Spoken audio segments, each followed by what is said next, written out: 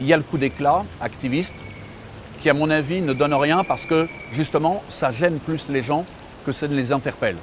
Et les gens sont énervés, je l'ai vu sur les trottoirs, les gens sont énervés, agacés, et en définitive, même s'ils auraient pu être d'accord avec nous, ils ont tendance après de prendre le contre-pied. Parce qu'on les a bloqués.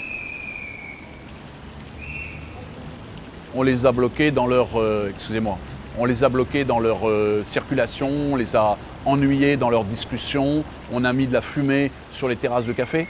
C'est exactement ce qu'il ne faut pas faire.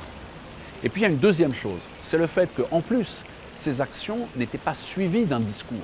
C'est-à-dire que, et c'est vrai pour d'autres actions d'ailleurs, d'autres formes d'action, si on veut réussir à convaincre, il ne faut pas se contenter de dire les choses, il faut les développer, il faut les prouver, il faut les motiver.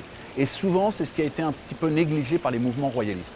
Et je l'ai vu même d'ailleurs, je le concède dans ma propre pratique, le fait d'être présent à quelques élections n'a pas toujours été couronné de succès ensuite parce qu'on abandonnait le terrain après. On passait à une autre action et à un autre terrain.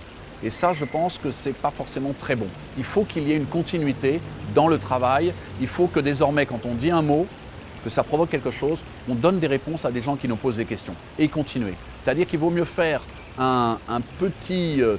suivre un petit fil rouge qui devient peu à peu une grosse pelote plutôt que de faire des morceaux d'action, des coups d'éclat, mais dont il ne reste en général qu'un goût un peu amer ou que l'odeur un petit peu de brûlé du feu d'artifice.